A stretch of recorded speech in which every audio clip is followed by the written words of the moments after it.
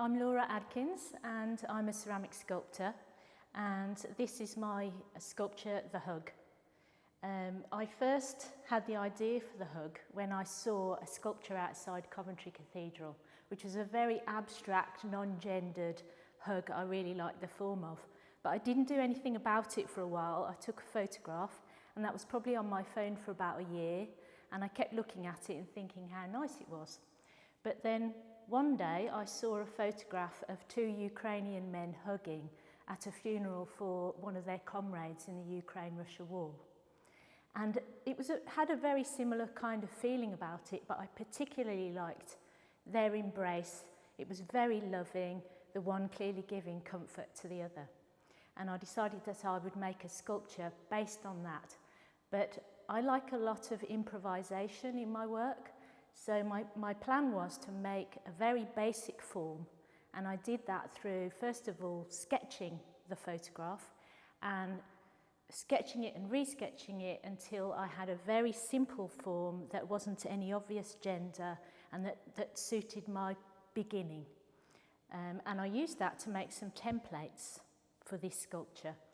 When I had built the form, which took quite a while making sure that it would survive the kiln, so it had to be well designed and well planned for that. Then I improvised all of the decoration. So the idea for me behind improvising is that I then am accessing my unconscious. That's my idea.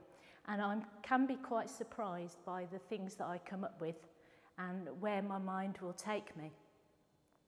So as I was working on this sculpture, I came to realise that I was viewing it as a monumental thing, almost like a model of a temple or a castle. So I thought, well, okay, I'll go with that. And I started to include windows and doors, and there's some medieval influence with banners hanging down from the windows. I've created a doorway that is a little inspired by the idea of a gingerbread house, I think, which suggests comfort.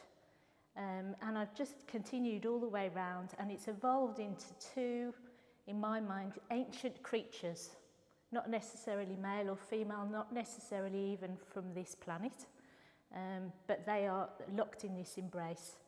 And around the entrance there are hearts, there are doves symbolising hope.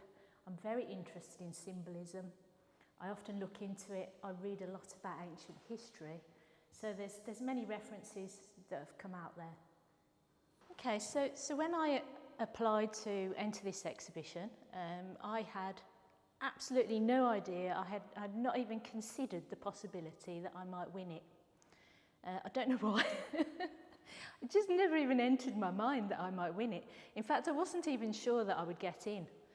So it was a huge surprise to me, and something it tells me is not to worry too much about what I think of my art, in a way, because my feelings can change very dramatically about my work. I can feel quite down about it some days, quite inspired other days, so I shouldn't listen too much to my own mood in regard to my work, but just keep doing it, really. Just go with my need to create art and not worry really about whether it's good or bad.